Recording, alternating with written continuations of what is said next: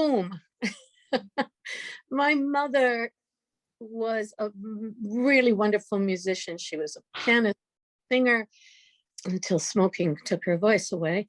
And she was also a wonderful artist. And I do like to do multimedia projects, and I have over many years. But I came out singing, and we sang all the time. And then I did piano with her for a little bit and took lessons starting very, very young. My grandmother, who was never out of an apron, and we lived with her and my grandfather, mostly a Hungarian peasant housewife and a wonderful person. She had the sweetest, sweetest voice, and she would sing in this little high-pitched voice, these lullabies in Hungarian from the time I can remember. Those were in my ears. So it really started very early and continued to this day.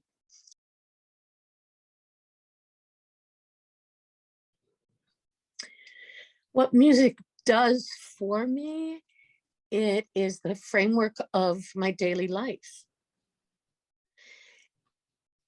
David Darling, who passed not long ago, was the founder of Music for People, and they called him the Maverick Cellist. I know that one of the other interviewees has talked about him as well. And we were very close friends. And one of the first things I heard him say, and it stuck with me forever, is that he was always mystified. When you hear music, where does it go? You can hear it, and if you have very, very acute hearing, you can hear it for a long time, past the time that other people can hear just the slightest vibrations. But where does it go? And if you think that the universe is a lot of vibration, sometimes appearing solid, but never being solid, that's where I live, in that place in my daily life. I hear music in my head all the time. I am very super sensitive to the sounds around me, and very often they remind me of music. And in fact, Janet Marlowe, a wonderful 12-string guitarist and composer who lives in Litchfield, she once was put on hold and on the phone, and there were these tones, like ba ba beep ba ba ba bo, ba ba beep ba ba ba bo, and she ended up writing a song with that little motif. And I completely understand her thinking with that. And that's how I move in the world. So what does it mean to me? It means a depth of feeling that goes beyond words.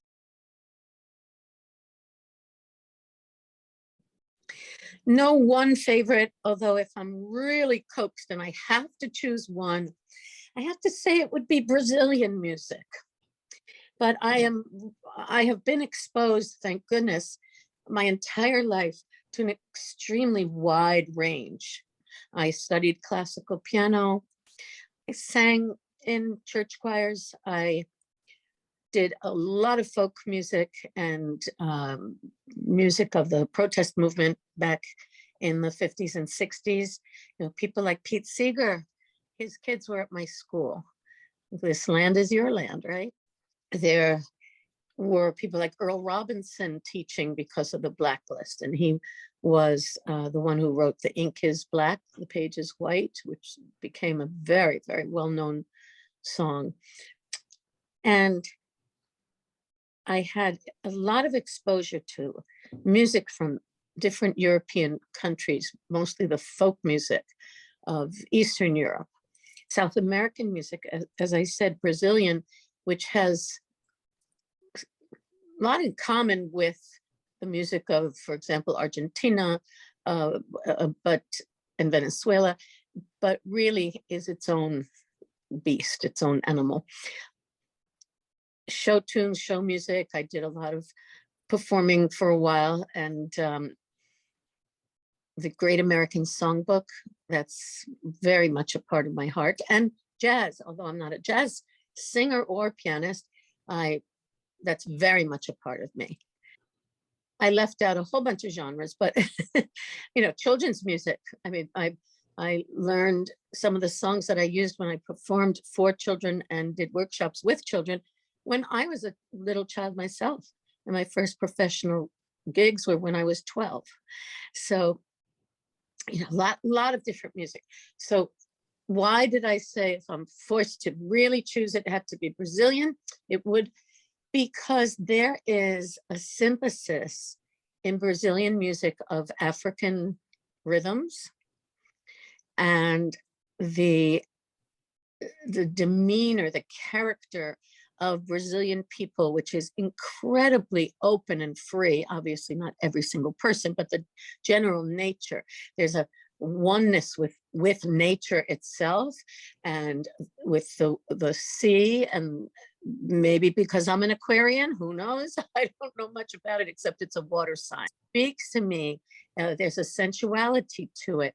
There is a playfulness to much of it, although obviously there's serious, deep ruminating Brazilian music as well.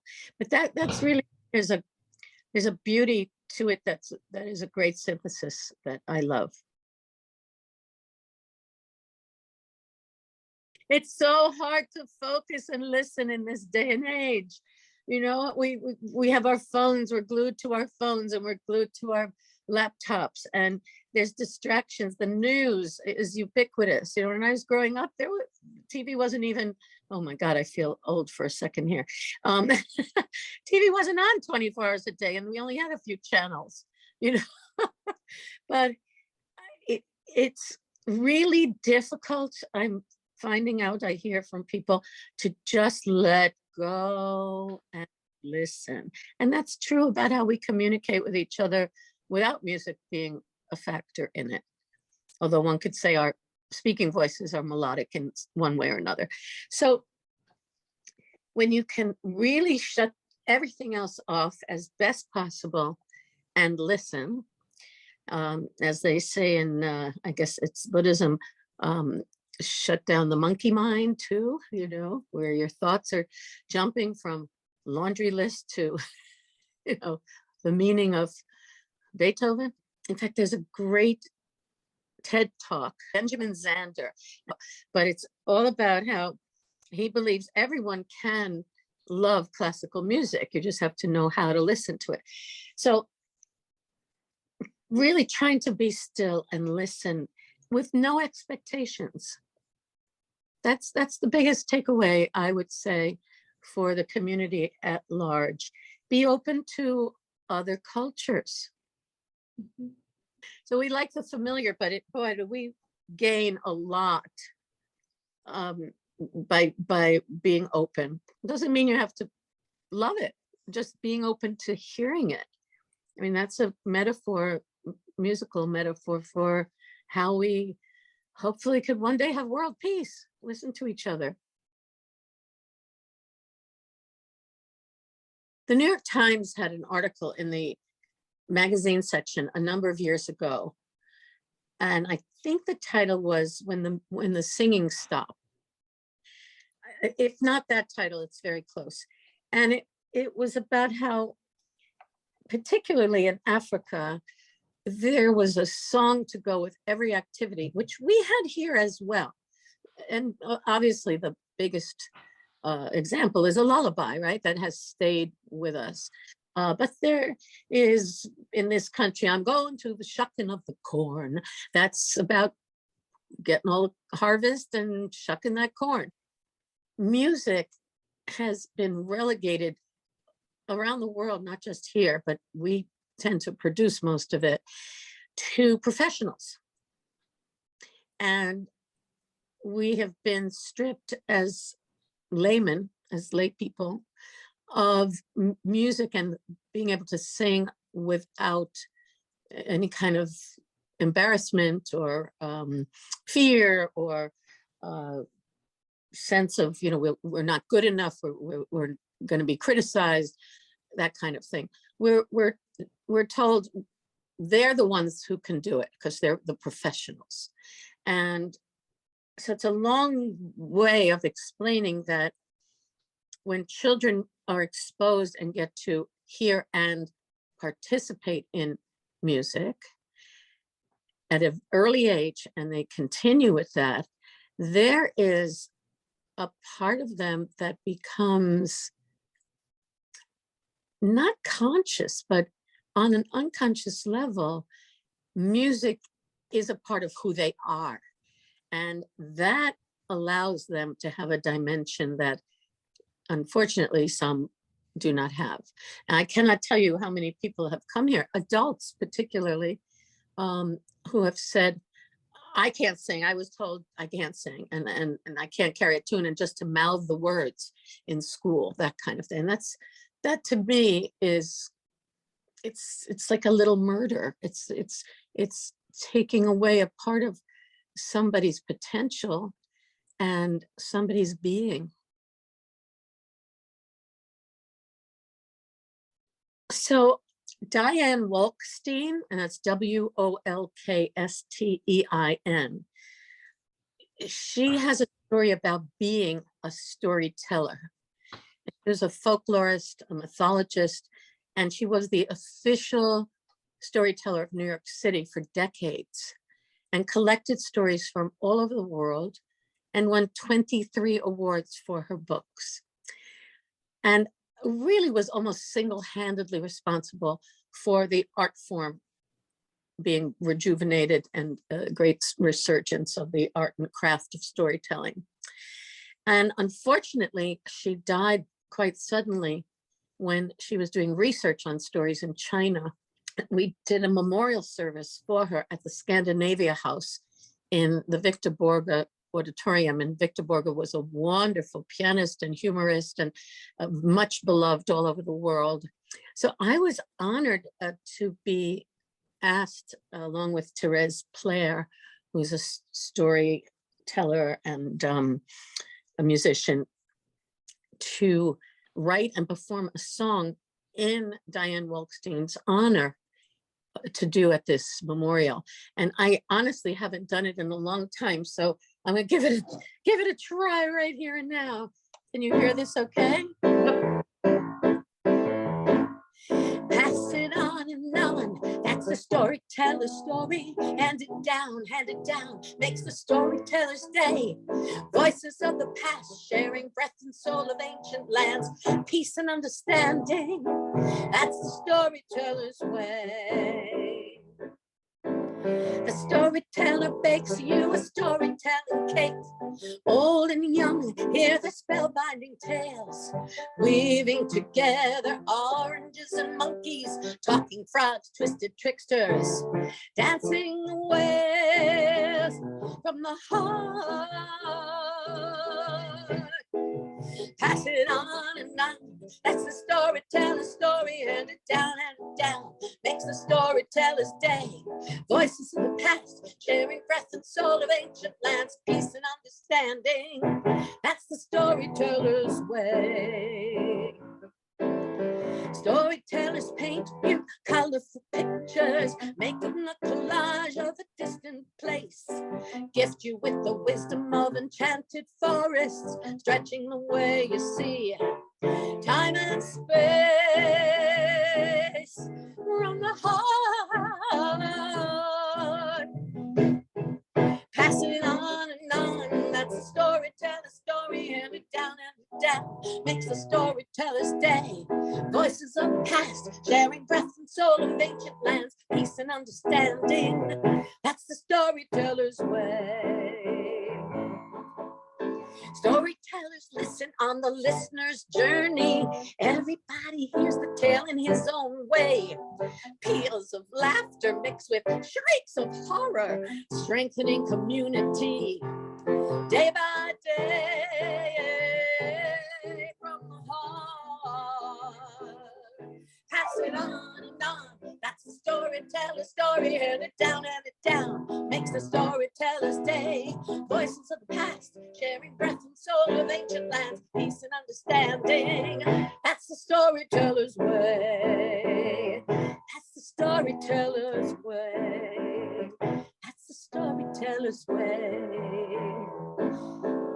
Pass it on and on and on and on and on and on.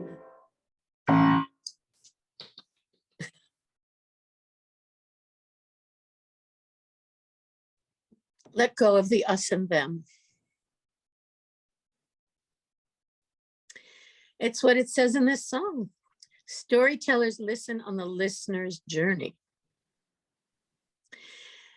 And everybody hears the tale in his own way. So yeah, we have such divisiveness, some people pronounce it. However we pronounce it, it's palpable. And we need to listen to each other more. And we need to be willing to take the chance on working towards a middle ground. That's hardly present right now, but it's present. It's present. And it's hard. It's difficult. It's much easier to follow a leader, good or bad, not have to think for oneself. But that's one of the things that the arts in general help us with so much, because it gives you permission to be your unique self, to express your unique self, and share your unique self. So Alexander Calder, the great sculptor and artist who happened to live in Roxbury in France, his grandson was quoted recently.